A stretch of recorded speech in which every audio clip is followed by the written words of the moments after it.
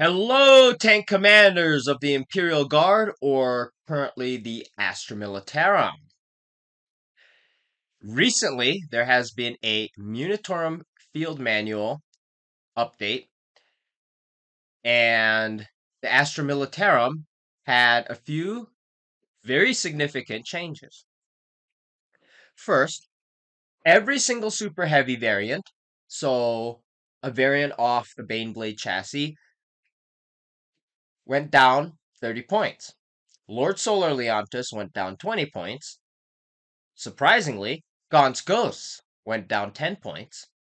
Krieg Combat Engineers went down 10 points. And regular Rogaldorn and the Rogaldorn Tank Commander went up 10 points. So I thought this might be a great time to make this video that I've always wanted to make. This video is going to be all about the Guard Super Heavies. We're not going to talk about any of the legended units like the Stormhammer or the Stormblade. These are only going to be super heavies that are currently playable at tournaments of Warhammer 40K as of September 2025. And we're going to be deep diving everything about super heavies, from why you want to play them, their role, what variants are good, which ones I think are better than others, and which ones I think are very bad. And we're going to go over list building and strategy, some numbers that I've crunched, and go through some sample lists. And then in another video, a sequel to this one, we'll be going over some map studies on GW terrain so I can show you where you can deploy super heavies, and using one of the sample lists that I've created, where you can deploy other vehicles for your best chance at scoring. So, what are super heavies? A lot of other YouTubers have discussed the different types of super heavies. So, there is Auspex Tactics, Mordian Glory, and Joushi or Joshua Howard. They all go into depth on the data sheets of the different super heavies, so you can watch their videos. But in a nutshell, they are the Baneblade chassis variants. They're toughness 13. They have a 2-up base save, no invulnerable save in their data sheet. They all have 24 wounds, 7-up leadership, 8 OC, and varying main cannons. Every single one has 5 twin-linked heavy bolters. You can run 5 twin-linked heavy flamers, but I wouldn't recommend that. And they all come with 4 last cannons. They all have a base ballistic skill of 4 up, and they all come with armored tracks. The hull is roughly, including the sponsons, a little more than 9 inches and a little more than 7 inches. So they're a lot less than that in certain spots where there's no sponsons, but where there are sponsons, they're a little over 7 inches. Now the height at the casemate, excluding the antenna, it's roughly around 3.5 inches high. And in the front part of the hull, where it slopes downwards, it's a little lower than that. So it's a gigantic model to put on the board.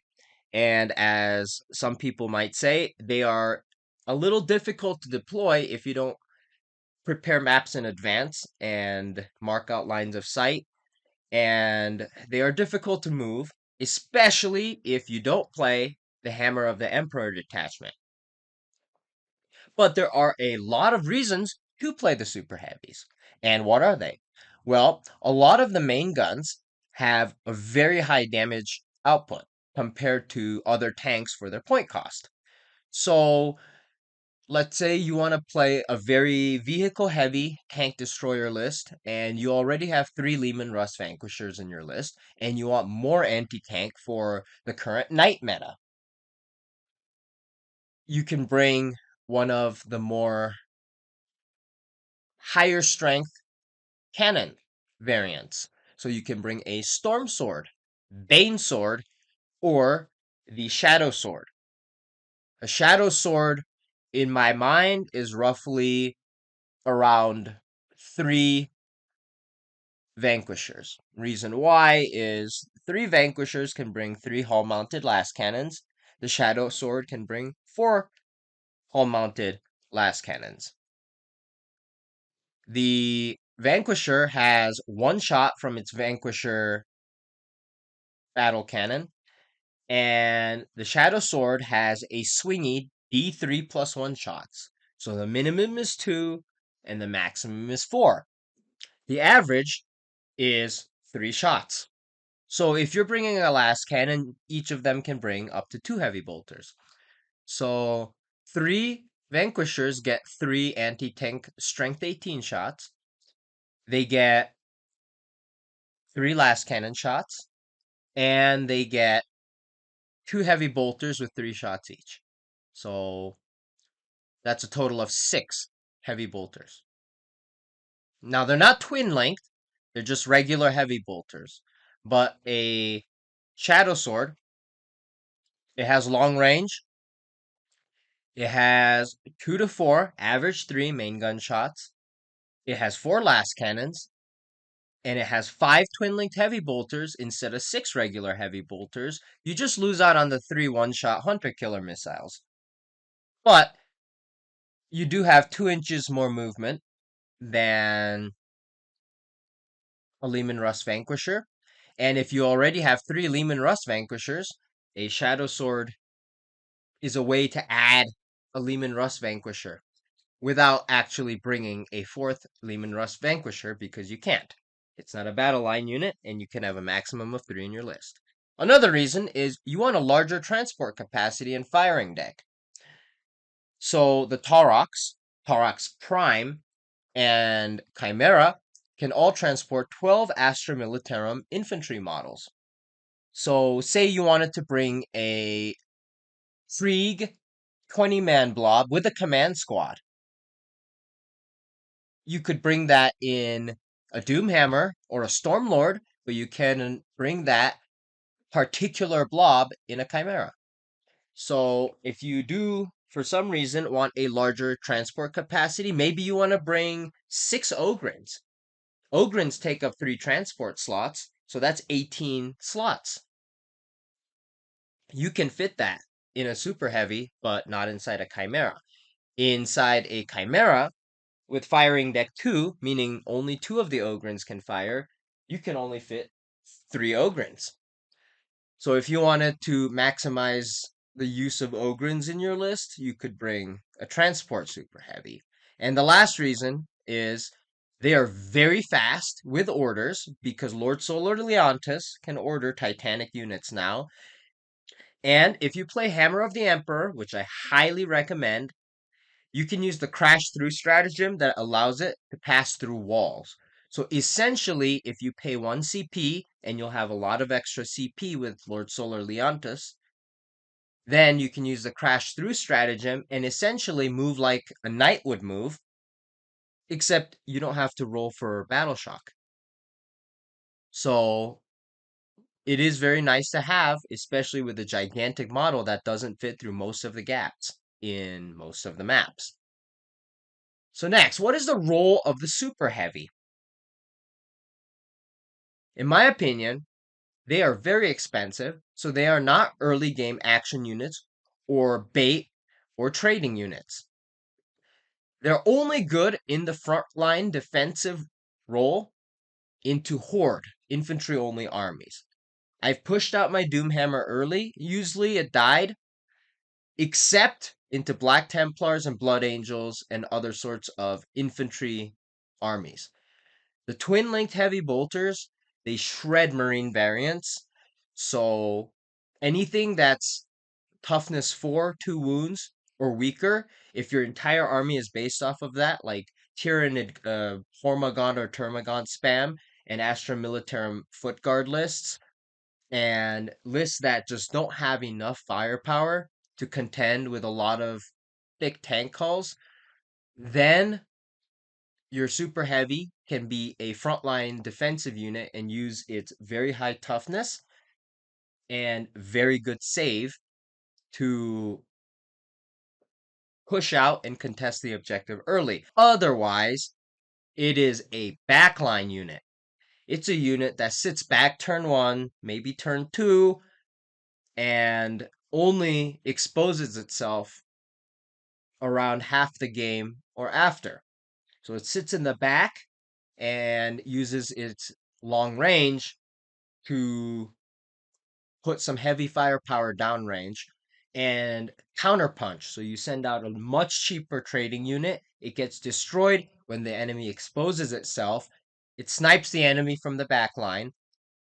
And then later on in the game, like turn 3, it uses crash through maybe to come out of the ruin and put 8 OC on the objective. Turn 4 and turn 5, if you use move, crash through, then you can really go very far. And in around 3 movement phases, you can make it from your deployment zone to the opponent's deployment zone and start burning shit.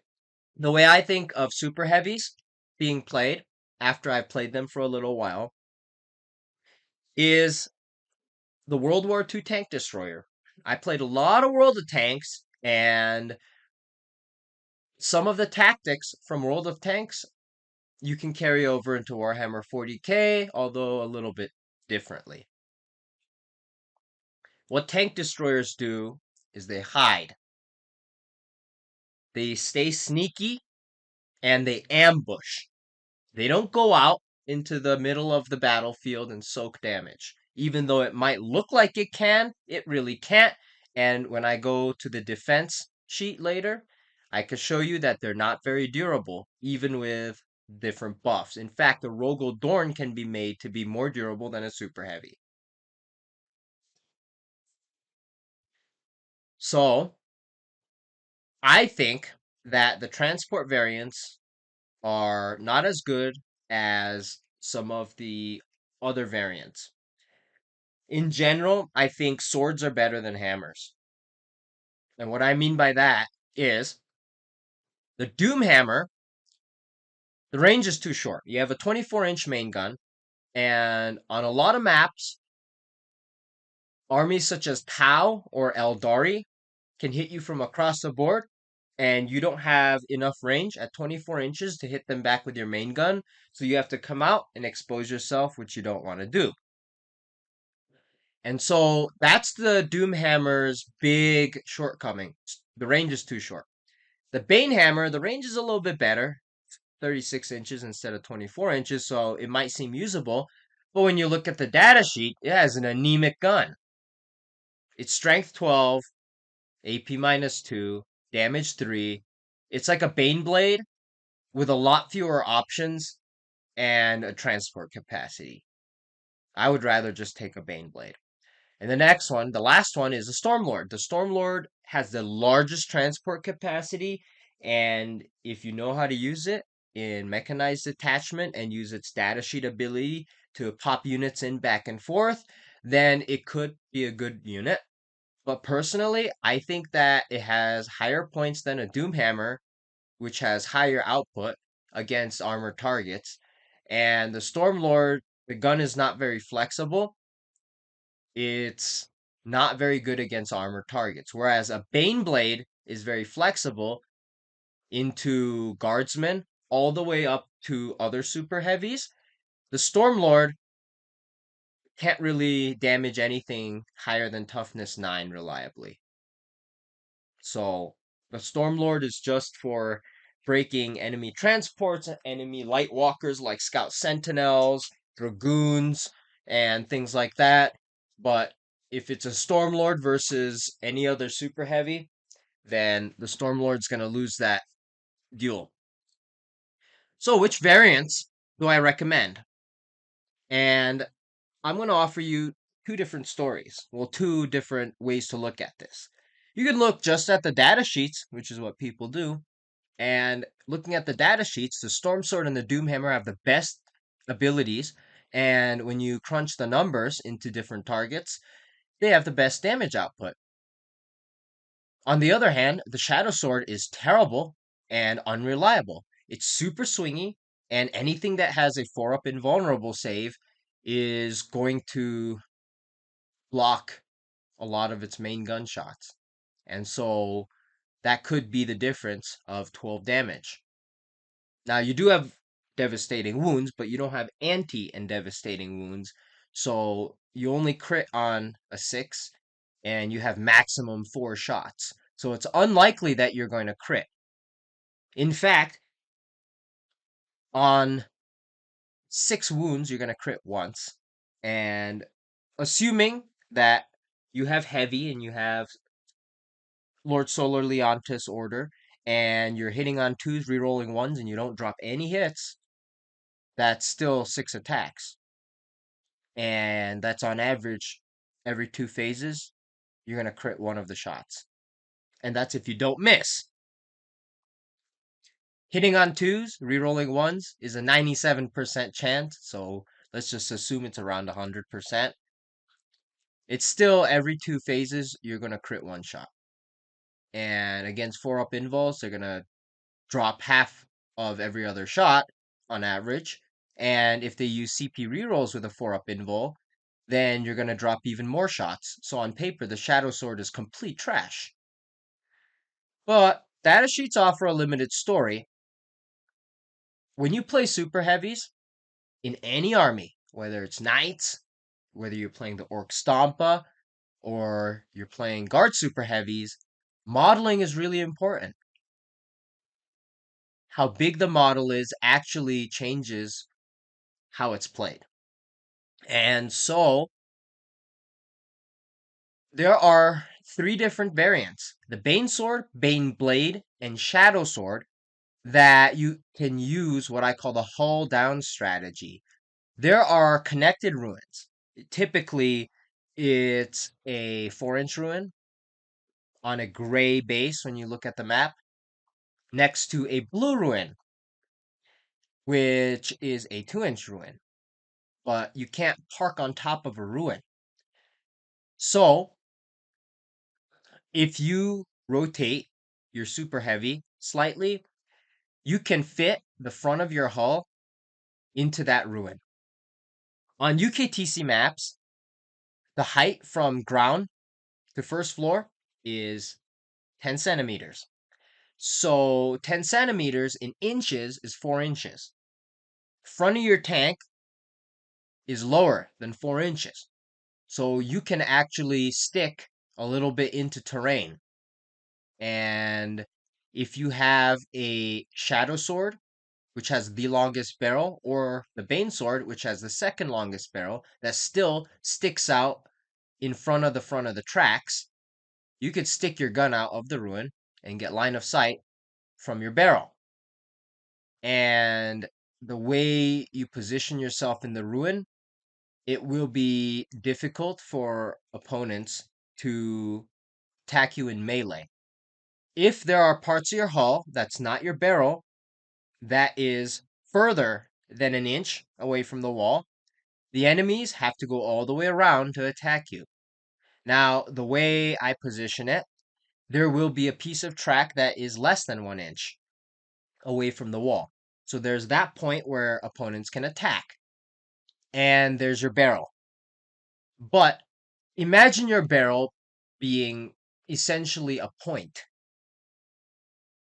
The opponent has to make base to base contact or base to barrel contact, and they can only attack if they're either base to base or base to base with one of their models in the same unit that is base to base with your unit. And so it does make melee a little bit more difficult, and they can't completely wrap you very easily.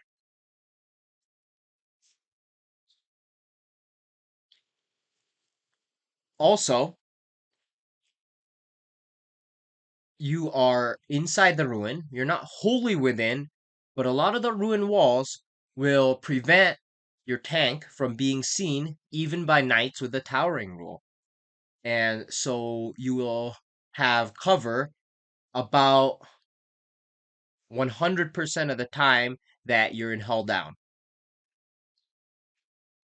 So even without an invulnerable save, if you're in the back line being hull down, you can be saving on a 4-up against last cannon shots. So that's pretty nice to know against certain armies that don't bring a lot of dedicated anti-tank and focus a lot more on lethal hits and dev wounds and volume fire. The Baneblade, you can't do that because the turret doesn't stick out in front of your hull, but the turret rotates and it sticks out the side and back of your tank, so you can actually flip your tank around and park backwards with your gun sticking out. So you can do something similar to what you can do with the Banesword and the Shadowsword. And you can stay hull down, being in a ruin, sticking out your barrel to get line of sight. And the Baneblade, you can rotate your barrel, so it's actually a little bit easier to get line of sight. The rest of the super heavies are what I call the stubby variants. That's the Stormsword, that's the Doomhammer, Banehammer, and the Stormlord. They have very short guns, no turrets, and so you have to use your hull and your sponsons to get line of sight. You can't just stick a gun out over a ruin or rotate your turret and stick it out of the ruin and park backwards in it. And so, since you can't do that, it makes it a little bit harder to play, and positioning is a lot more important. So, personally, the number one top super heavy I recommend is the Banesword. It has a very reliable, as some people would say, D6+6 shots on the gun. It's good against infantry, as well as large monsters and vehicles due to the strength 16 on the Quake cannon. So you have D6+6 with blast, so you have a minimum of 7 shots, a maximum of 12 shots, plus blast, and your main gun has strength 16, so you're really good into elite infantry, things with up to 4 wounds. Like, for example, a Alaris Custodian. You'll be wounding them on 2s, and each shot will destroy one that goes through because the Banesword does 4 damage flat, and the Alaris Custodian, essentially, that's a Adeptus Custodes Terminator, like a Mega Terminator, with toughness 7 and a 2-up save and a 4-up invul. The Banesword's Quake Cannon is good against that. It's also good against Land Raiders, Rogaldorns, and other Baneswords. You'll be wounding, at worst, on a 3 against an enemy Banesword. It has a long gun, so you can play it in hull down. So it's a good take all comers tank, and I think one of the best ones. The next one is the Baneblade. The reason why I say the Baneblade is because it has the most volume fire. It has 2 blast weapons, the Baneblade main cannon and also the hull-mounted Demolisher cannon. You have strength 14 to strength 4. You can bring a heavy stubber, and that means it's versatile against any list, so it's a great take all comers list. If the enemy is bringing a super heavy, you do have a Demolisher cannon with strength 14 and D6+3 shots. So you have that, plus you have your main gun, which has 3d6, strength 12 shots at AP -2. And then you have your coaxial autocannon, twin-linked heavy bolters, last cannons, and your heavy stubber. So whatever you're firing into, whether it's guardsmen, marine, walkers like scout sentinels and support units, medium tanks like chimeras, or heavy tanks like Rogaldorns, you have a gun for every single target. Now the data sheet, it might look bad, but like I said earlier, the turret allows you to do some line of sight shenanigans, and it can actually help you get line of sight in places where other super heavies can't because of the relatively long barrel on a rotating turret. So the next one is the Shadowsword. A lot of people think the Shadowsword is swingy. I think the Shadowsword is swingy. But it has the longest gun, and next to the Baneblade, I do think that it is one of the easiest variants gameplay-wise.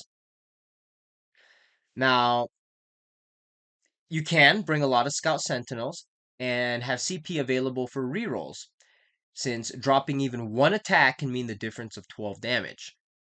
So, if you do have a CP reroll around to reroll your wound roll, I would highly suggest your wound roll. But you can reroll your number of attacks if you roll a 1 or a 2. So if you're rolling a 6-sided dice for a D3, a 1 or a 2 gives you 1 attack.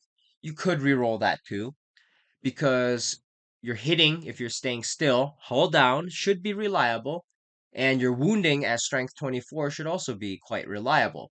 But again, something that's high toughness, so an enemy super heavy like another Baneblade or an Acastus Knight like a Porphyrion, a Stompa, Lord of Skulls, something with very high toughness, then you could re-roll that wound roll, because you're wounding on a 3, you could roll a 1 or a 2, and like I said, if you drop one shot, it could be the difference of 12 damage. The difference between destroying something and leaving it alive. So personally, I think it's better to be able to fire and survive than either not be able to fire because you can't get line of sight, or be in an exposed place and lose 410 points or over a fifth of your army in one turn. So the Shadow Sword, I would say it's good for starters, but I personally think the Baneblade and Banesword are a lot better than the Shadow Sword. The next one is a Stormsword. We go to the stubby variants now, and the Stormsword has the best damage output and ability of the stubby variants. And the reason is that the Stormsword essentially has Banesword stats. It gets ignore cover on its main gun, and it has strength 16, AP -4, but instead of a flat 4 damage, it has D6 plus 2, which is an average of 5.5 damage. Also, its ability has concussive wave. And what that does is, I call it arcing mortals. It's very similar to the Necron Annihilation Barge and the current Knight Valiant datasheet abilities. So if the enemy is very clumped, let's say you go first and they haven't spread out, and you have line of sight with your main gun on any target in their deployment zone, you fire at it, and you could be arcing a lot of mortal damage. So the Storm Sword has a very high alpha strike turn 1, and since it has very high movement of 12, movement 15 with move, you can also crash through. If you do go first and the enemy doesn't deploy very well, then you could be doing a lot of damage turn 1 with a Storm Sword. But it is a stubby variant. It is harder to play. The next one is a Doomhammer. It has the best damage output against Catachan and half damage or blank damage opponents, like a regular Rogol Dorn, or Magnus that can blank damage, or a Tyrannofex, and that is due to Melta rules. So how damage modifiers work is that ablative plating or something that blanks damage turns your damage characteristic to 0. But Melta 6 is not part of your damage characteristic. Melta 6 is actually a modifier that comes in after the damage characteristic is turned to 0. So, let's say you're firing at Catan. You have D6 damage and Melta 6. The Catan halves your damage, so you roll a 4 for your D6 roll. And so the Catan halves the 4, so you do 2 damage, regular damage. The Melta 6, he doesn't have the Melta 6. So all 6 damage from the Melta goes through to the Catan. So you end up doing 8 damage if you roll a 4. Now, if you're playing a different variant, like let's say you fire at a Catan with a Storm Sword, it is d6 plus 2 damage, and you roll a 4, it will half 4 plus 2, which is 6 damage. So half of 6 damage is 3 damage. So if you roll a 4 for a Doomhammer, you can do 8 damage to a Catachan. If you roll a 4 for a Stormsword, you're doing 3 damage. So, yes, the Stormsword has 3 more shots, and it has strength 16 gun. But Catachan is toughness 11. So whether you have strength 16 or strength 12 doesn't matter. The Doomhammer has better damage output against Catachan because of the Melta rule. And so, if I wanted a transport variant, it would be the Doomhammer. I have played the Doomhammer. It is not as good as I'd like, but I think I was misplaying it when I first started playing it. And so if I supported it with better units and kept it back for a few turns and used it as a conveyor, which I'll discuss later when we get to lists, I think the Doomhammer is usable in most games, and I think that the Doomhammer will excel against certain matchups. There are 3 variants I would never recommend that you play. That's the Banehammer, the Hellhammer, and the Stormlord. And you shouldn't ever choose these inferior variants, even to save points, since you should be building your list around your super heavy and not the other way around. The super heavy is not something that you say at the end of list building, hey, I have 1,500 points, let's throw in a super heavy. No. You deliberately choose the super heavy in the beginning and you build your entire list around it. And so the Banehammer, it's very anemic. It has the same transport capacity as the Doomhammer, which does more damage than it. And it has a stubby gun, so you can't do line of sight shenanigans like the Shadowsword and the Baneblade and the Banesword can. So the Banehammer is really bad. The Hellhammer, I think, is just a worse Baneblade, in my opinion. And so I would not play that. If you could play a Hellhammer, play a Baneblade instead. And the Stormlord, personally, I don't think that a super heavy should be used as a transport primarily. And when we get to the conveyor list, a transport capacity of 24 or 26, I meant, is more than enough to cover you for 3 rounds. You shouldn't need 40 transport capacity. It's completely overkill. And what are you going to put in there? Everything you put in that Stormlord, it just adds points that's dead. It's just going into the Stormlord and preventing you from taking other things, like support units, to help the Stormlord fire better and do more damage.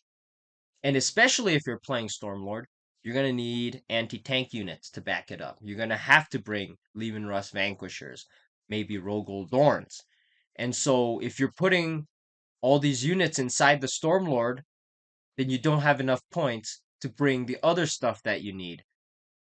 So that's why I think the Stormlord is terrible, and it just doesn't make sense to bring one unless you're taking one in the mechanized detachment and jumping units in and out to get bonus to wound and not making maximum use of your transport capacity. So you can do that, but personally, if I were going to play mechanized detachment, I would be playing Tauroxes, Chimeras, Taurox Primes, and Valkyries. So I would not be playing a Stormlord in that detachment. It's just too many points. Next, we're going to go to list and strategy. People have stated, wow, I can bring a 4 super heavy list. Yes, you can. If you bring a 4 super heavy list, you're not going to be able to bring any support units. On top of that, when you go to the map study, you'll realize there's not enough space to maximize the efficiency of 4 super heavies. I recommend a maximum of 2 super heavies. Your list should be good for all maps. And yeah, you can tailor your certain list to certain tournaments. GTs do give you missions and maps ahead of time. But you'll get the most practice playing one list or one list type. So if you're playing two super heavies just for a GT and you've never played two super heavies, then you don't have enough practice and it's going to be a lot more difficult to win. And even if you're bringing two super heavies, there's going to be at least one of them deployed in a non-ideal place where it can get focused on turn one. And two Night Castellans can destroy a super heavy on turn one when you don't have the Enginseer's 4-up invul. What is a Night Castellan? It is long range anti-tank knight. It has anti-titanic dev wounds on its shield breaker missile launcher, and it has a strength 18 volcano lance, which is essentially the knight version of the volcano cannon. It's a little bit lower strength, but it's very similar to a Shadowsword. It has a swingy D3 shots, and it deals a ridiculous amount of damage, D6 plus 8, rerolling the damage roll. So if you have two Night Castellans, then they can destroy a super heavy on turn one if they go first. So you do want to be able to hide your super heavies. And if you're bringing too many of them, then there's not going to be enough space where you could deploy a super heavy and have it be hidden. So on certain maps, you do have space to deploy 3 super heavies, but those maps are rare. And remember, you can only crash through one at a time because you can only use one stratagem per phase on one unit. Well, unless it otherwise states that you could target multiple units with it. But you can only use one stratagem once. So if you use CP reroll, for example, you cannot CP reroll on another unit in the same phase unless you have a datasheet ability that lets you do so. Same goes with tank shock and crash through. So if you have two super heavies, it's your go turn. You want to expose everything, come out and start getting your big tanks onto objectives. And you happen to have two of your three super heavies stuck where you can't move unless you crash through the wall. Well, guess what? Only one of them can crash through. That's why I say bring one or two. Personally, I prefer one super heavy with Leman Russ Vanquishers, rather than bringing two super heavies. Now, when you're list building, these are the aspects that I think is mandatory for any Astra Militarum list with any number of super heavies. First of all, hammer the Emperor Detachment, and the reason is the crash through stratagem. I think that it's pretty mandatory on certain maps if you want to be in certain places and have the best opportunities to deploy in hiding, and then also get to your best firing lanes. So crash through, I think, is an amazing stratagem, and you can only get it in Hammer of the Emperor. So I think that's pretty mandatory. Next up is Lord Solar Leontis with Cadian Command Squad and 10-man Cadians. Now, it doesn't matter whether it's Cadians or Catachans or Death Corps of Krieg, but you need Lord Solar Leontis because he's the only guy that can order super heavies. You want your command squad so you can bring the Master Vox and have him order things up to 24 inches away instead of only 6 inches away. And command squad has to be attached to something.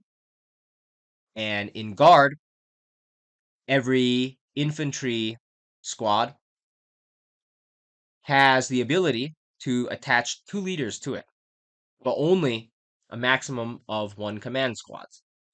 So Cadians, I use them in the back line to sticky home and screen, and that's why I bring the bare minimum 10-man Cadians, Cadian Command Squad, and Lord Solar Leontis. But if you want to use Lord Solar Leontis more aggressively, you can bring Nork Dead Dog, who is potent in melee, and you can attach him to a Catachan squad with a Catachan Command Squad. And the reason why is the Catachan Command Squad gives you assault, and the Catachan Jungle Fighters datasheet gives you +1 to wound when you charge or when you are charged. Nork Dead Dog has a strength 8 huge knife with dev wounds on it, and his datasheet ability is Thunderous Headbutt. So every time he's selected to fight, whether it's your fight phase or the opponent's fight phase, he gets to roll and do mortal wounds. So Nork Dead Dog is very powerful, along with Lord Solar. And so if you want to go for a big melee blob that's aggressive and has assault, you can definitely go Catachans instead of Cadians and bring another squad to sticky your objectives. But personally, I'm playing Hammer of the Emperor. I'm not playing Combined Arms. And so I want to take the bare minimum to give orders and take more tanks. So in my lists, I rarely have 60 points to take an orc. Next up, the Tech Priest Enginseer is pretty mandatory. It gives you a 4-up invo save, which doesn't matter in a lot of situations, but personally, I don't push out my super heavies turn 1. So what I do is I will hide it in a nice hiding spot where it can move to a firing lane on turn 1 if I need to. And then the Tech Priest Enginseer, he will start between my super heavy and another tank. For example, a Chimera with an infantry squad inside of it. So turn 1, the Tech Priest doesn't have to repair everything, so you can put the 4-up invul save on the Chimera, send the Chimera out to no man's land, to the midboard objective, to cleanse or establish a locus there. And now the Chimera, which has a 3-up base save, has a 4-up invul save. So it'll be a lot more resilient against anti-tank fire. And the Tech Priest Enginseer will move to stay within 3 inches of the Super Heavy. So if next turn comes around, he can give the Super Heavy a 4-up invul. Personally, I like to take 2 Tech Priest Enginseers so I can push out the bait tank and have another Enginseer supporting my Rogel Dorn. So he can have a 4-up invul. Next up, 1 to 3 Scout Sentinels. Scout Sentinels are very, very mandatory for swingy super heavies like the Shadowsword. But since super heavies hit on a base 4-up ballistic skill, and that can go up to a 3-up ballistic skill with the Take Aim order, it's good to be able to reroll ones. And so I bring 2 Scout Sentinels because that's all I have. I have the very cool second edition metal models because I just like metal models, and I think GW should, if they can, release some limited edition metal models again. I really like the Valhalla models, and I'm not a fan of the new sculpt Cadians or Catachan or Deathcore of Krieg. I think the Catachan, especially, even though they have the best datasheet abilities, they look freaking ridiculous in game. You know, it's a grimdark futuristic combat with space marines wearing power armor, and you got these dudes with sleeveless shirts. Like, come on, please bring back some of the old metal models. I want Valhallans, I want Vostroyans. Praetorians, Mordians, I'm not really into, but there's a lot of people who do like them, so I think GW should bring them back. But that digression aside, Scout Sentinels are amazing. They have Scout of 9 inches. They're cheap at 55 points, and they're great action unit that can help with your early game alpha strike because they have hunter killer missiles. They have the regiment and squadron keyword, which means you can order swap with Gaunt's ghosts. And I'll discuss that again when we get to the bottom of this Excel sheet. Scout Sentinels, they're cheap, they're great action units, they're ridiculously fast, and they support your super heavies and make them more reliable. So bring Scout Sentinels, mandatory. Next, depending on the selection, which variant you play, bring a Hellhound or a Lehman Russ Exterminator. And I'd say do it for the Doomhammer and the Baneblade. Reason why is the Doomhammer It has a very high damage output, but it doesn't have ignore cover on its main gun like the Stormsword or the Banesword has. The Baneblade does not have ignore cover either. And on top of that, the Baneblade has a very low AP on its main gun. It has -2 AP, and it doesn't have Squadron keyword, so you can't use a stratagem that gives you -1 AP. So you're stuck at -2 AP unless you bring Hellhounds and Leman Russ Exterminators. So if the opponent is in cover and you're firing at it with your main gun, you're going to be firing with -1 AP. You need a Hellhound to strip the cover. Then you can be firing at -2 AP against that target. If you bring a Leman Russ Exterminator on top of that, now you can be firing at AP -3, ignores cover against an opponent. So if you bring a Baneblade, I would recommend the Hellhound and the Leman Russ Exterminator. If you're bringing a Doomhammer or one of the crap variants, I don't know why you'd bring it, but if you do bring a crap variant, Hellhound and Leman Russ Exterminator are good on the Banehammer, and they're good on the Hellhammer as well, since both of them have really low AP. Don't play them, but if you do play them, bring the Exterminator and the Hellhound. And you want redundancy in case one of them dies. So if you're bringing a Hellhound, bring 2 if you can. And if you're bringing an Exterminator, bring 2 if you can. And you have the points to do so. Next, Gaunt's Ghost for me is an auto-include in any guard army for dedicated secondaries, infiltrate, block, and redeploy with Lord Solar, order swapping, and hunting characters. I mainly use it for doing location secondaries and for hunting lone ops that cost a lot of points, score the opponent a lot of VP, or give them buffs. So things like Mephiston, Combi Lieutenant, Calidus Assassin, I will be hunting those with Gaunt's Ghosts. Next is a discussion on artillery. Mordian Glory, another YouTuber, says it's the 4 pillars of guard, meaning it's mandatory. Very mandatory. While Joushi, or Joshua Howard, says artillery is bad. He did a video showing that people who bring at least 1 artillery unit have terribly low win rates. Now, this is my opinion. If you're playing super heavies, artillery is mandatory as a defensive unit. And it's also good as a backline screening unit. In one game, in particular, I was playing Drukhari for the first time, and the Drukhari player brought 2 units of Scourges. 1 unit with Haywire Cannons, and 1 unit with Bright Lances, Dark Lances, which are the Drukhari variant of Last Cannons. Scourges have Move, Shoot, Move, and in Reaper's Wager, they can get lethal hits or sustain hits 1. With Pain tokens, they can get rerolls. The Haywire Cannons have anti-vehicle with Dev Wounds.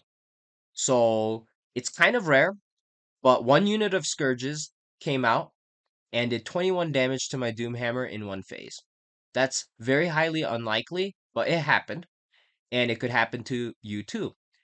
And there's a stratagem you can use that turns off Overwatch, meaning you can't Overwatch the Scourges when they come out.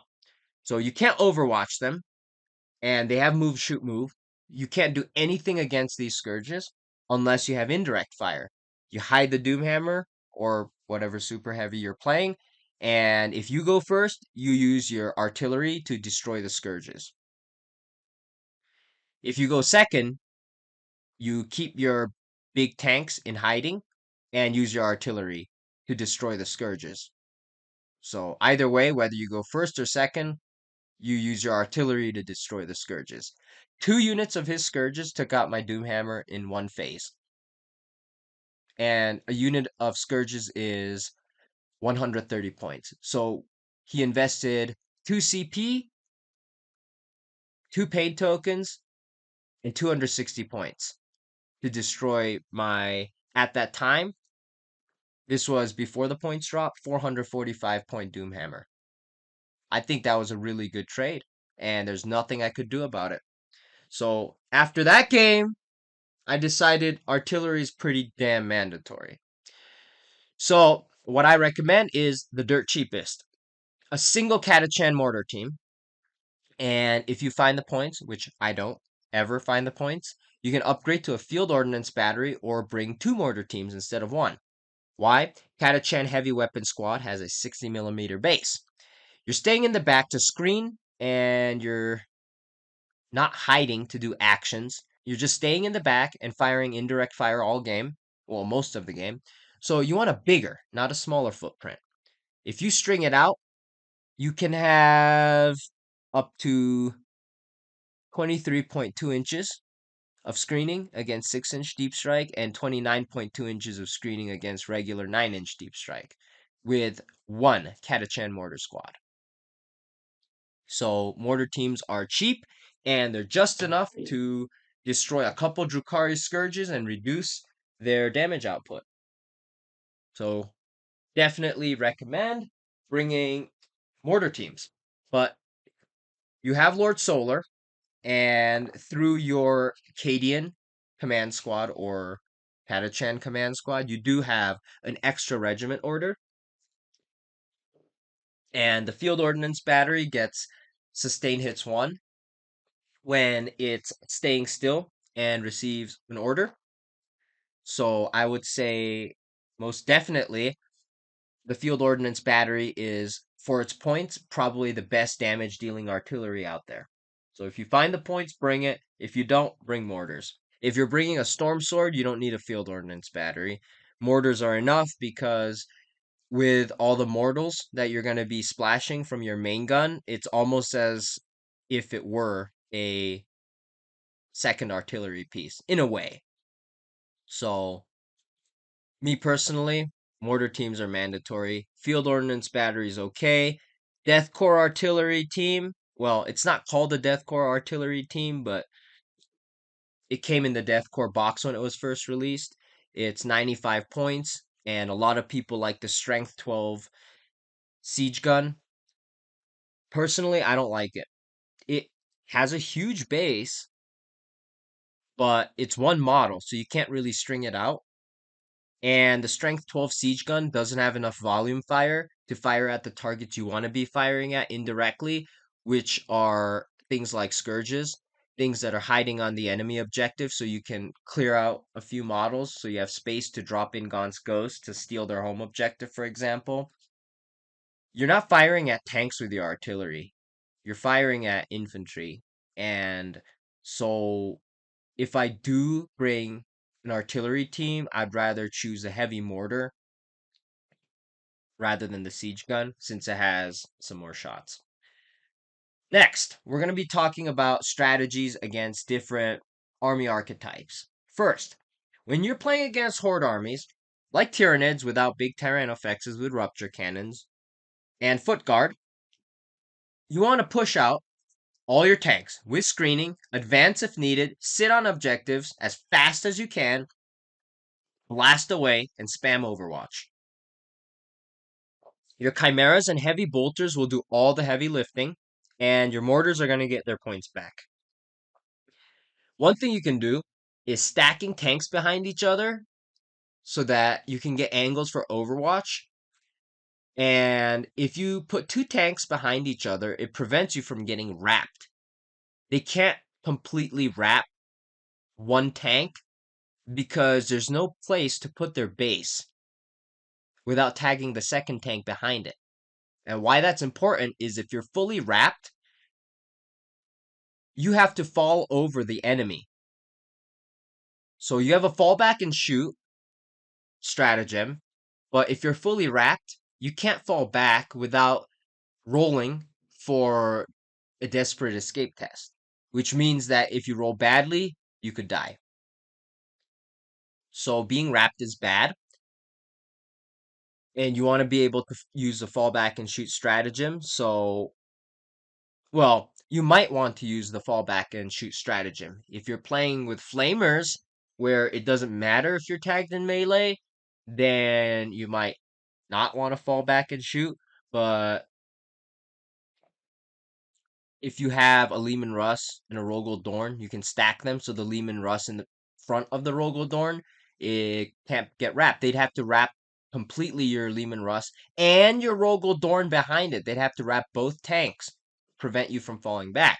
Next turn, if they partially wrap your front tank, you back up with the Rogel Dorn, and then you can fall back with your Leman Russ.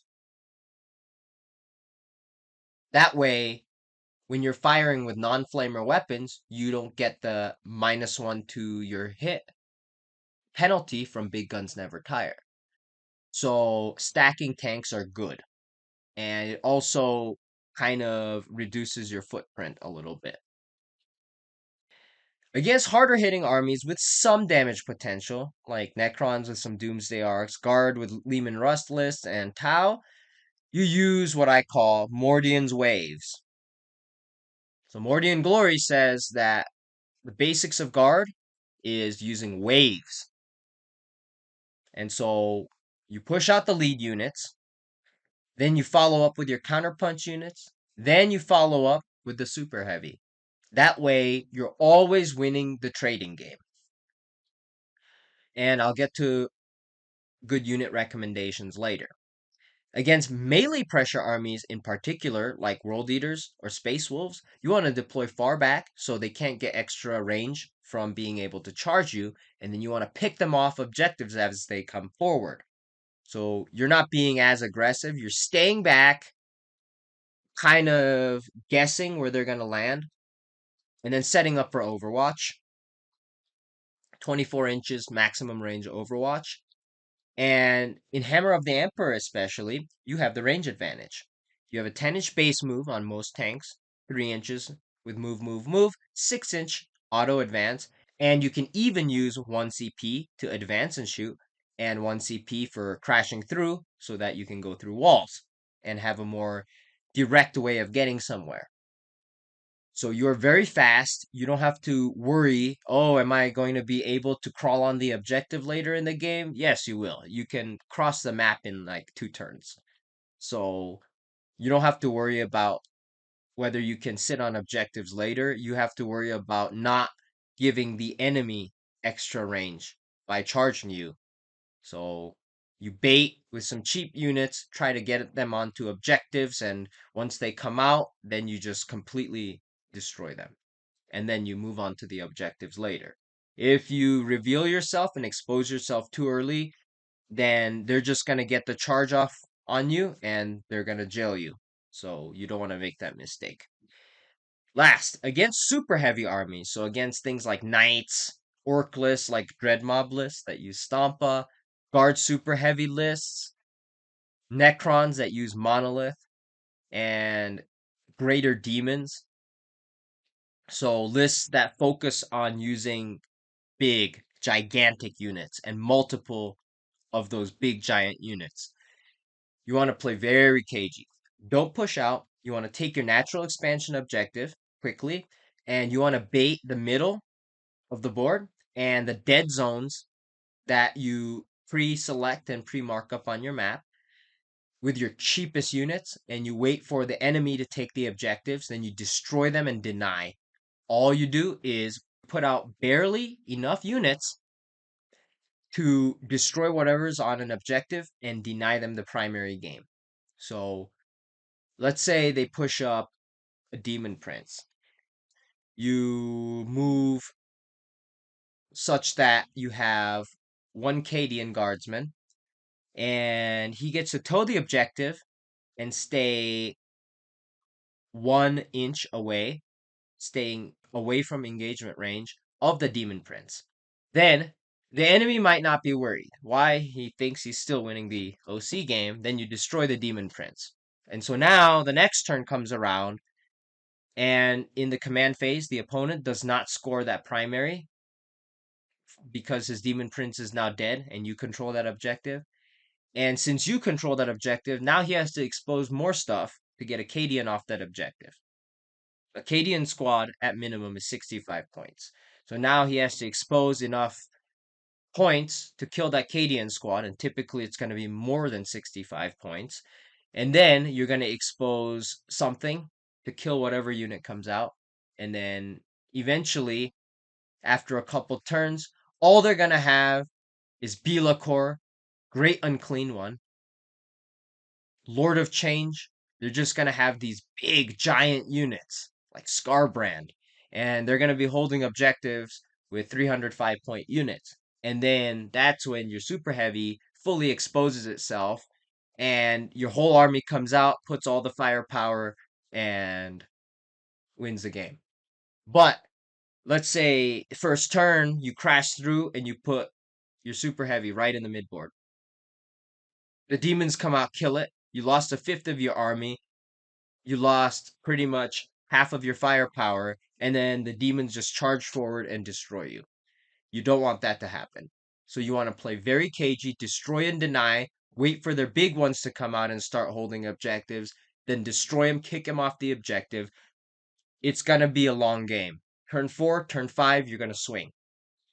And even without the challenger cards anymore, you could still use this playstyle and swing hard at the end of the game. And when I was playing Knights, I've had 22-point turn 5s. So you could definitely go from a close game to a solid win if you can bait and play the denial game well. So next up, I'm going to talk about some good lean units. Wow, my mouth is dry. Some lean. Ah.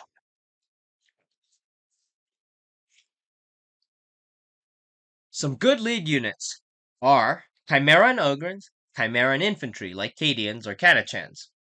You take Cadians, so you can go on to the natural expansion objective. Maybe you advance onto their first turn.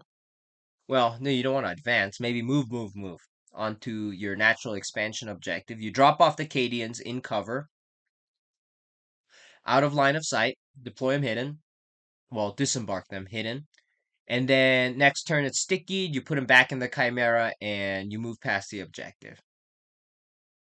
Catachans, since the Chimera is a dedicated transport, if you bring Catachans, your Chimera can get scout 6 inches. So you can get an early 6-inch move out with your Chimera. With Ogrins, Ogrins are just a very durable unit, and you can stick 2 Ripper guns out of the firing deck and fire in close range while using the Chimera essentially to be a armored wall between your Ogrins and the enemy. So those are good units to trade and push out early game.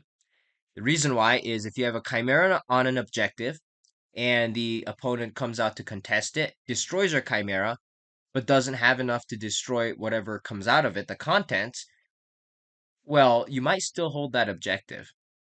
So they might just have exposed themselves to destroy the Chimera. You still score your primary points next turn, and then you can clap back.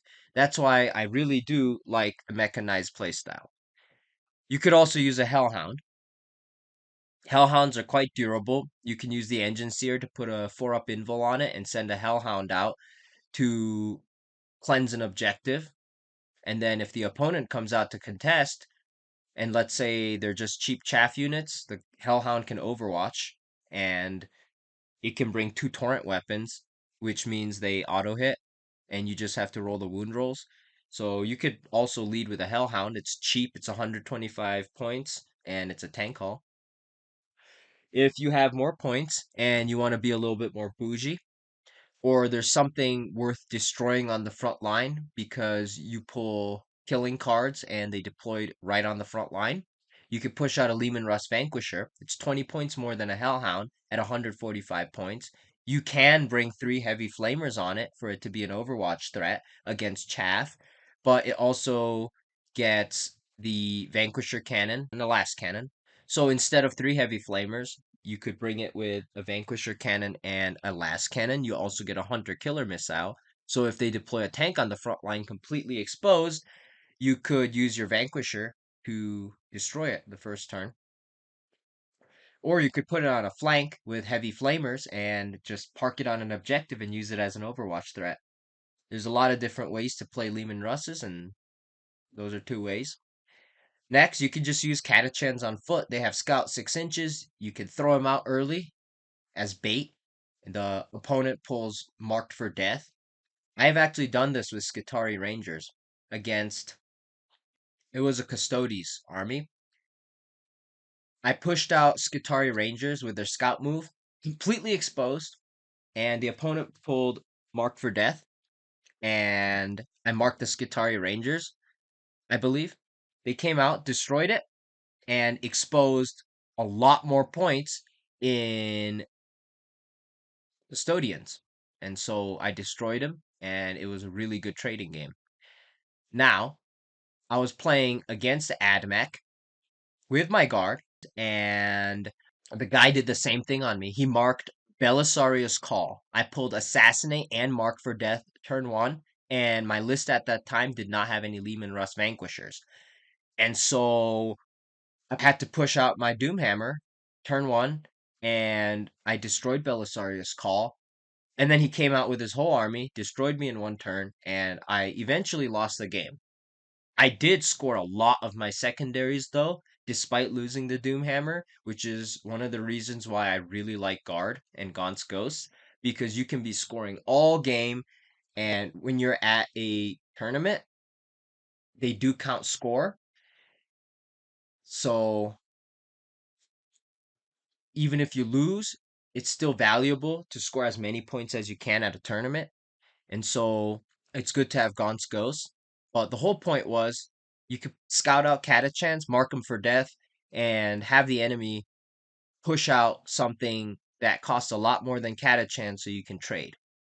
But it's very dependent on what they have, because a squad of cheap Infernus Marines could take out Catachans and it would be a good trade, but you wouldn't want to feed the enemy 5 VP just to make a few points of trading.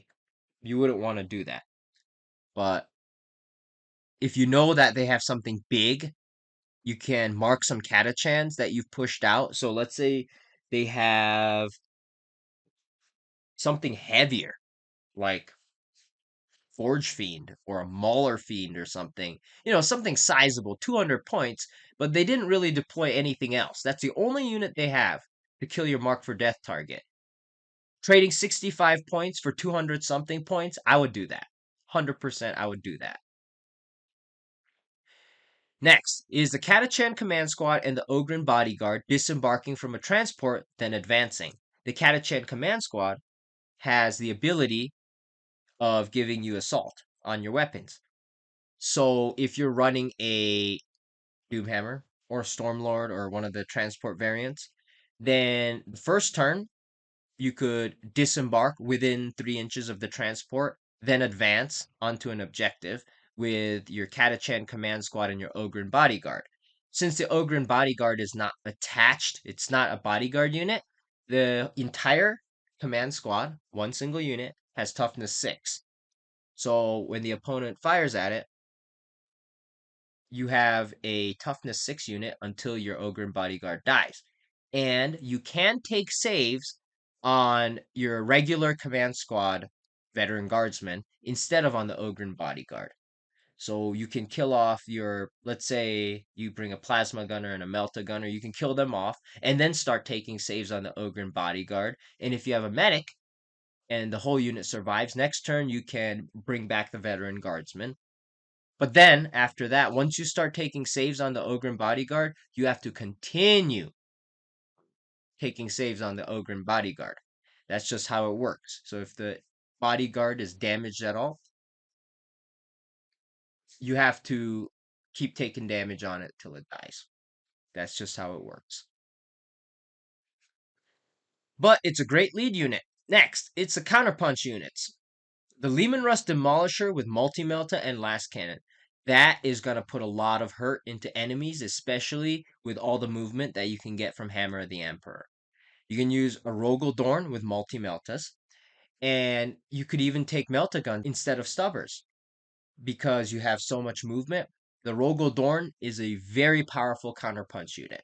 So if the enemy puts out something very sizable and a Leman Russ is not going to cut it, then you bring out your Rogel Dorn to counterpunch. and Catachan Command Squad plus Ogryn Bodyguard again. It's a great counterpunch unit, but only against Marine equivalents. The Ripper Gun adds a lot of firepower, but you're really not going to do a lot of damage to heavy targets. So if the enemy plays an infantry list, then you can counterpunch with your Catachan Command Squad and Ogryn Bodyguard. The reason being, the Ripper Gun has a lot of damage output when it's in half range because it has rapid fire 3, and so you can get 6 shots out of a Ripper Gun. Plus, your Catachan Command Squad can take up to 4 special weapons. Now, I don't recommend that, but you can take up to 4 special weapons, so you can use the Command Squad and the Ogryn Bodyguard as a very hard-hitting counterpunch unit. And against regular flamers that are strength 4, it's going to be very unreliable into the Ogryn Bodyguard. You're going to be wounding on 5s, which means every 3 shots, you're going to be landing 1. And typically, flamers only do 1 damage. So they're going to have to put a lot of shots into that Ogryn Bodyguard to kill it, even with flamers. And so they're very Overwatch resistant compared to regular infantry squads. And they're bigger than a regular Ogryn's unit. So they have more OC. And if you take a regimental banner instead of one of your special weapons, then you can have up to 12 OC, 14 wounds on a toughness 6 unit that has reasonable amount of firepower that's above average for a guard unit. So I would say that they're a really good counterpunch unit against certain army types. Now, here are some list types. Thick units and many transports. Essentially, it's a mech guard list. You're probably better running it in mechanized detachment without the super heavy, but you can play mech guard and Hammer of the Emperor as well. Next is conveyor. This is a modified mech guard list. You're not really using tanks to go up. You're using your big super heavy as a transport, and you're literally using it just so that you can place it somewhere, disembark 3 inches, and add 3 inches to your movement, and keep throwing out really thick abhuman squads with a 3-inch bonus move, essentially. And the reason why I have this list type is because Ogryns and Bullgryns cannot be ordered. So instead of starting Bullgryns on the front line and walking them onto objective, maybe you want to start your Bullgryns in one of your transports, disembark them 3 inches. That way they have another 3 inches of move. Then you can walk them onto objective. So you can also put units behind your transport. And let's say you have Bullgryns. You push your Bullgryns out. Then you have Ogryns behind your super heavy. You embark them in the transport. So you can use that kind of conveyor style to add movement. You could do this with chimeras and Tauroxes too, where you have contents that you really want, like you have a unit of Krieg Combat Engineers or Kasrkin. First turn, you don't start them in the transport. You start your Ogryns or your Bullgryns that you want to walk onto objective onto the transport. You give them an extra 3 inches move. Then you put your Krieg Combat Engineers or your Kasrkin inside the transport and move the transport out. So that's one of the play styles you can use. The next one is my favorite and the only one that I personally will play. It's a Tank Destroyer Squadron. And this is the one we're going to be using in our map study. Essentially, you take a Stormsword, a Banesword, or a Shadowsword. You take 1 to 3 Leman Russ Vanquishers, and you take 2 Tech Priest Enginseers. You have long range, durable units with heavy firepower. And it's good against take all comers list, but it's even better against metas where people are bringing vehicles, monsters, and Titanic units like knights. Knights have been strong recently in their win rates. So having a tank destroyer squadron list, so a super heavy with multiple Leman Russ Vanquishers backing them up, and 2 tech priests instead of 1. You can contend with heavier armies a lot better, and due to having a lot of chaff clearing firepower options through heavy bolters or heavy stubbers on your tanks, they'll be good against other list types as well. Next one is the super heavy plus armored MSU.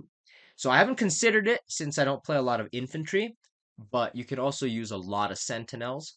So on paper, it seems ineffective in Hammer of the Emperor if you're running foot guard, but you can bring a super heavy, 3 scout sentinels, hellhounds, catachans on foot, and Cadians to sticky. So MSU means minimum size units. You want the highest count of actionable units in your list. So in order to get that, Scout Sentinels are 55 points. Hellhounds are 125 points. They're the cheapest tank with a 2-up save. So you can bring a Chimera. Chimeras are 85 points, but they're dedicated transports. So you have to start the game with something inside them.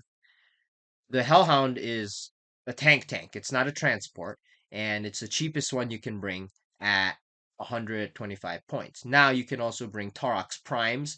They have more firepower than a Taurox.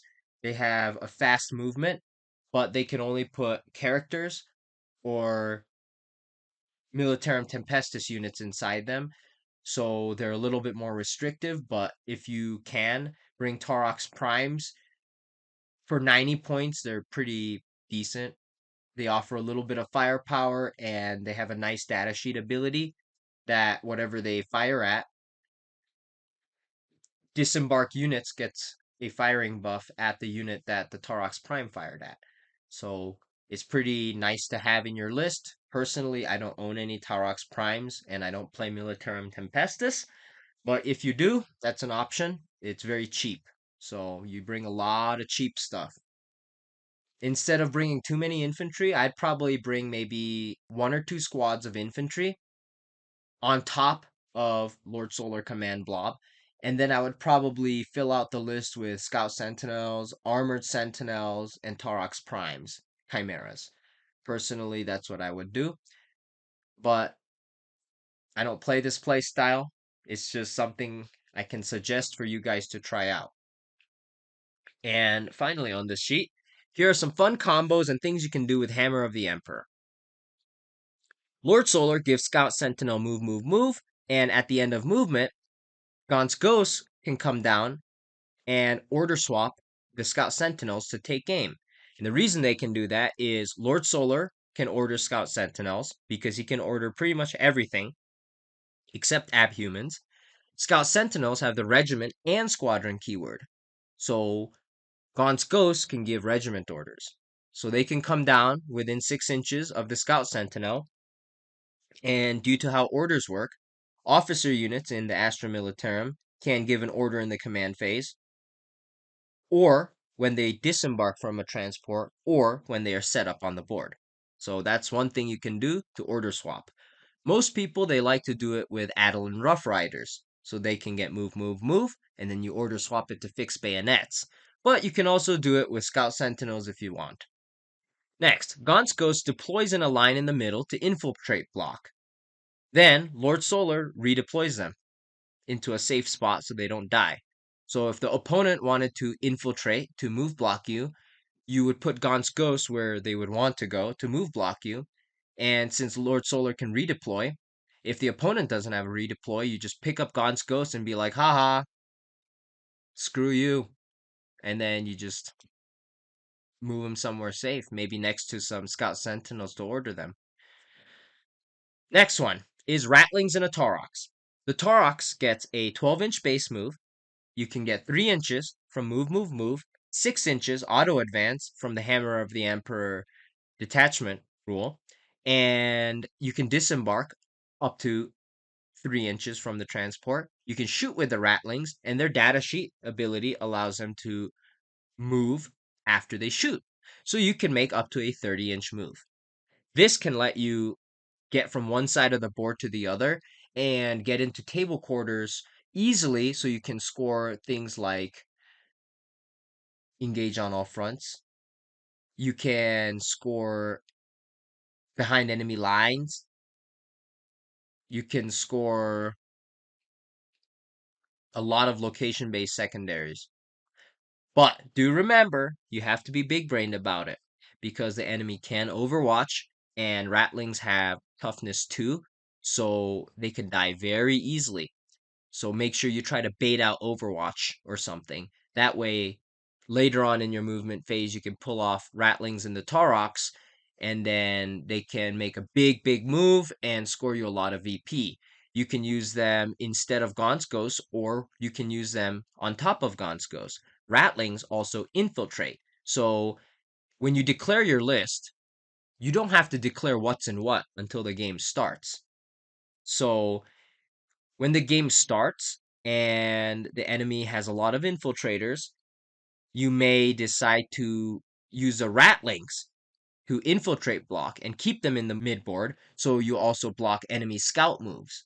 A 5-man squad of Ratlings is cheaper than Gaunt's Ghosts. So you can do that instead, but you need to start something in the Taurox because it's a dedicated transport. Screw it. Put the Gaunt's Ghosts in the Taurox and then just disembark them. Easy. So that's one thing you can do. And the last thing is damage weaving into odd health targets. You declare your last cannons and heavy bolters together, but since they're separate weapons, you fire them individually. And this is a damage increasing trick that takes a little bit more time in your shooting phase, but you can use it on any of the super heavy variants. And that's what we're going to get into next, damage weaving. So essentially what damage weaving is that you have to declare all your weapons from a unit together. So you declare 4 last cannons and 5 heavy bolters into, let's say, a big blob of chaos possessed. And you can use this trick on obliterators that have 5 wounds as well. So assume that you land everything and you land 4 last cannons and the first damage comes out to 2, then 5, then 2, then 3. And heavy bolters, anything that goes through always does 2 damage. So without damage weaving, what would happen is that your first last cannon shot would hurt one of the possessed, and he'd be on 1 wound left. And then the next one, you roll a 5 for a damage, but damage doesn't spill over. And so it just kills the possessed that's on 1 wound left. So there's 1 dead. And then the next roll, you roll a 2 with your last cannon again, and leave another one on 1 wound. And then the next one, you roll a 3, and now there's 2 possessed dead out of 4 last cannon shots. And then each of the heavy bolters does 2 damage. So every 2 heavy bolters kills another possessed. So in order to kill 5 of them, it takes 4 last cannon shots and 6 heavy bolters. Now, assuming that you land all your last cannon shots and you roll the exact same damage. So all we're doing is taking these numbers and weaving them. The first one does 2 damage and leaves a possessed on 1 wound. So instead of firing glass cannons at it, you fire the heavy bolters at it. And let's say you land one, does 2 damage, you have 1 dead. Then you fire the last cannons at it. And you get 5 damage, which instantly kills another one. And then the next last cannon does 2 damage again, which leaves another one on 1 wound. So you mix in the heavy bolter. And then you fire the last cannon. And you do 3 damage with the last cannon, which kills another one. And then you fire heavy bolters. 2 more heavy bolter shots to kill another one. And so now, if you do weave, it requires 4 last cannon shots and 4 heavy bolters. This is just an example. The reason why we weave is because you know that heavy bolters will always do 2 damage. Last cannons can do anywhere from 2 to 7 damage.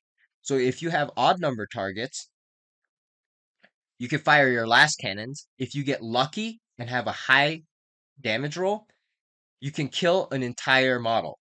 However, if you get a low roll, you don't want to risk losing a last cannon shot. So let's say In this example, we have a 2 and a 5 and a 2 and a 3. If you have a low roll and a high roll, you're essentially wasting the high roll by overkilling. And in order to not waste shots like that, you weave your damage. So if you're firing at odd health targets and they're left on 2 wounds or less, you want to mix in your heavy bolters and keep firing heavy bolters until it kills them. So that's how you weave damage. You can do this because all 4 of your last cannons are separate weapons, and all 5 of your heavy bolters are separate weapons. You have to declare them all at once, but you don't have to fire them all at once. A lot of people choose to do so because they like fast rolling, and in time tournament games, it's important to be fast, but if there's a situation where you need something dead, and that matters a lot more than being fast, for example, there's VP on the line, like it's a mark for death target, you might want to damage weave so you can just squeeze the most efficiency out of the weapons you have.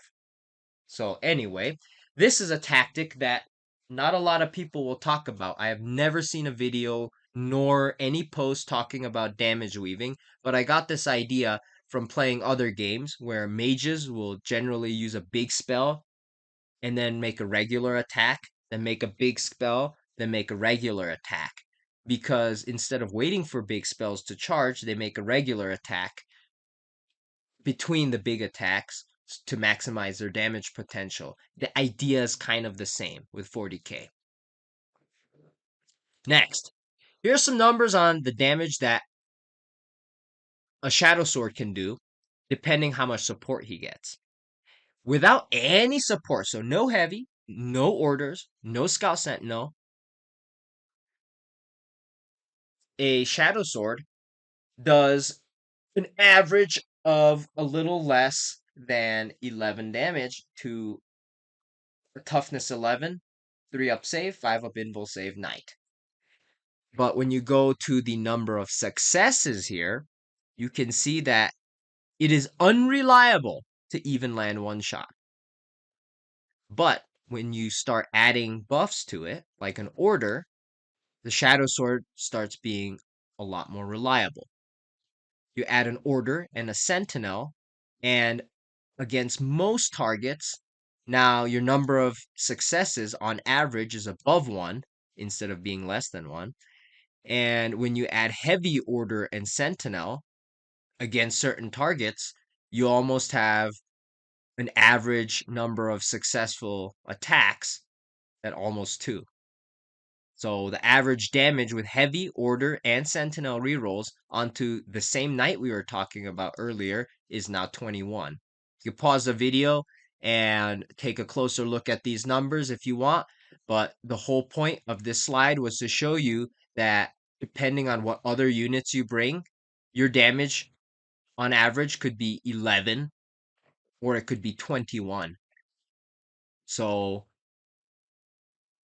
before you go to a data sheet, crunch some numbers, and judge a unit, you should look at a unit's maximum potential and minimum potential and see if you can deal with that in game. For 410 points, the Shadowsword can be an amazing tank, but it can also be the most unreliable super heavy. Next, some defense calculations. Not going to talk about it too much to save time, but you can see a Rogaldorn with toughness 12, 2 up save, 4 up invul save, and a 6 up feel no pain from the Indomitable Steed enhancement. And you can see how much damage on average that he's going to take from 3 Doomsday cannons, 3 Rupture cannons, 3 Hammerhead missiles, etc. And you can see the numbers for a Lehman Russ.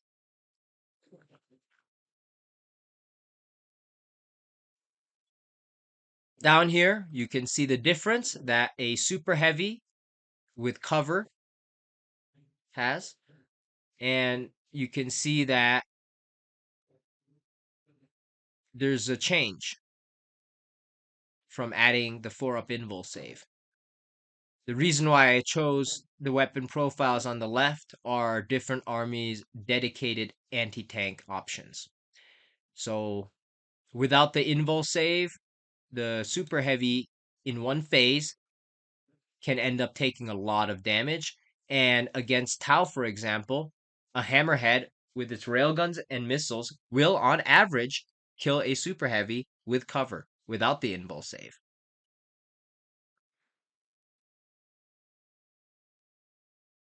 And next, we see the difference that using 1 CP smoke stratagem can make. And here is the difference on the damage. So against a Doomsday Cannon, for example, using smoke is going to reduce your incoming damage on average by 3.5. And then we have a comparison here of how much damage you're going to take using the smoke stratagem or the -1 damage stratagem that costs 2 CP. And you can see in most cases, it is better to use smoke than the -1 damage against dedicated anti-tank fire into a super heavy. When would you use the -1 damage stratagem? Well, the super heavy does not have any options to defend against mortal wounds other than this stratagem. So against scourges, if you happen to get hit, your mortars don't do enough, or you deployed it wrong and they went first, then since scourges have anti-vehicle dev wounds, your save cannot help you, but they do 3 damage per successful attack that goes through. So using the -1 damage stratagem, well, you couldn't use it on your first turn, but let's just say it's later on in the game and you happen to get hit by scourges, you can use this and reduce all the incoming mortals from 3 damage to 2 damage. So normally they would require 8 successful attacks, right? 3 times 8 is 24. But if you use the -1 damage stratagem, then you can reduce that to 16 damage. So that's an 8 damage difference. So it is worth it against scourges. But most of the time against most dedicated anti-tank, smoke is a lot better option. Next, we're going to talk about 3 different list types. And in each of these lists, I highlighted them. So the yellow ones are bait and action units. Orange ones are primary damage dealing units. And the blue ones are primary backline, screening, and support units. So these are the units that stay in the back and then come out later in the game to maybe do an action or stand on an objective. But for most of the game, they're going to be all the way in the back and they're not going to be doing a lot of fighting in the midboard.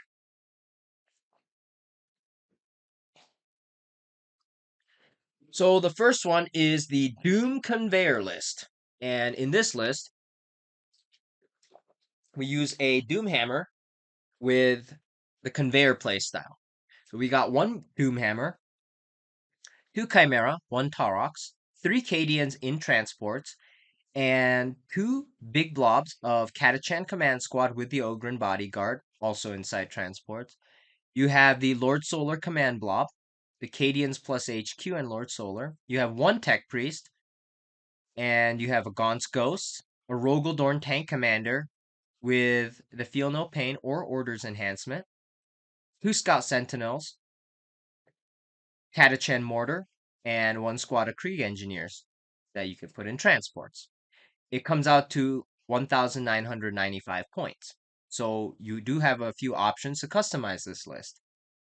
Instead of taking Feel No Pain or Orders on your Rogaldorn Commander, you can also give it +3 objective control or reroll ones to hit enhancement instead.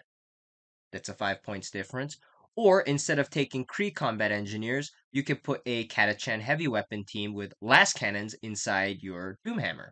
So there's a lot of options for customization here. But essentially, you have 4 transports, and you have 1, 2, 3, 4, 5, 6 units. So each of the chimeras and Taurox has 1 unit inside of it, and the Doomhammer has 3 units inside of it. That way, turn 1, the Doomhammer can deploy close to the front of your deployment zone and drop off a unit like the Catachan Command Squad with Ogren Bodyguard since it's durable. And they can walk onto the midboard objective and do actions. Or they can attack the enemy or just put OC to score primary game. And then next turn, you could drop off another unit. And then next turn after that, the Doomhammer can come out and use the last unit to screen itself. So that way, the Doomhammer doesn't have to expose itself early.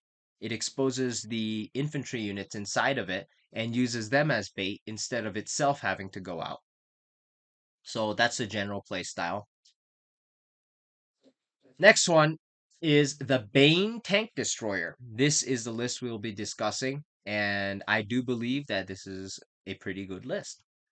We have a Banesword, 2 Chimeras, 1 Cadians in transport, 1 Catachan Command Squad with Ogren Bodyguard, also in transport, Lord Solar Command Blob, 2 Tech Priests, Gaunt's Ghost, Rogaldorn Tank Commander with a Feel No Pain enhancement, 2 Leman Russ Vanquishers, 2 Scout Sentinels, and a Catachan Mortar.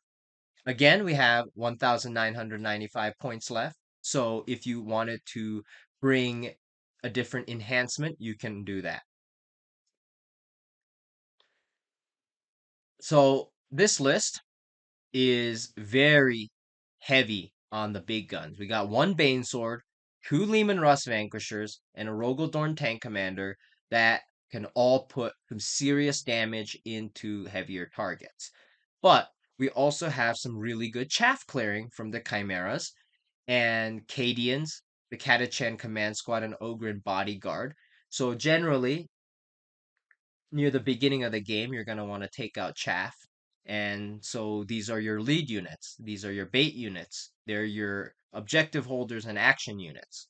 They go out, clear out the chaff. And when the enemy hits back and tries to deny you primary by trying to destroy them off of objectives, then your big tanks come out and they counterpunch against the more tough enemy units.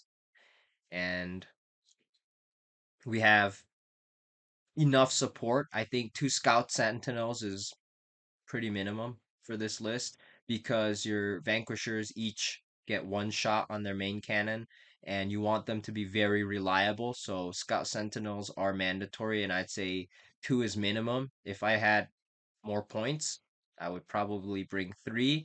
But as it is, I'm pretty tight on points. Every single unit plays a role and every single unit is important in achieving something for my army. So I can't really throw out a tech priest or something either because that tech priest is what makes this list function. In the beginning, the tech priest, you have 2 of them, so you can mark the chimeras and send them out as bait units in the beginning with a 4-up invul. And then your next wave, you can use your 2 tech priests to mark your Leman Russes or your Rogel Dorn or your Banesword, whatever needs to be marked depending on the map. Normally, turn 1, what I do is I'll mark a Leman Russ or a Chimera, whichever one I deploy in the middle, and then turn 2 onwards, I'll use one of the tech priests to pretty much babysit the Banesword. And on one of the flanks, I'll do the same thing where I have a tech priest marking a chimera to send them out. But turn 2 onwards, it'll be supporting the Rogaldorn tank commander full time. The last list we have is what I call the Baneblade simple list. This is a very take all comers, simple list that any new player can play with the standard issue Baneblade chassis. You got 1 Baneblade, 1 Chimera, 2 Tauroxes, 2 Hellhounds, 2 Cadians in transports, 1 Catachans in transport, Lord Solar Command Blob, 1 Tech Priest Enginseer, Gaunt's Ghost, Rogaldorn Tank Commander with any enhancement, 2 Scout Sentinels, and 1 Catachan Mortar.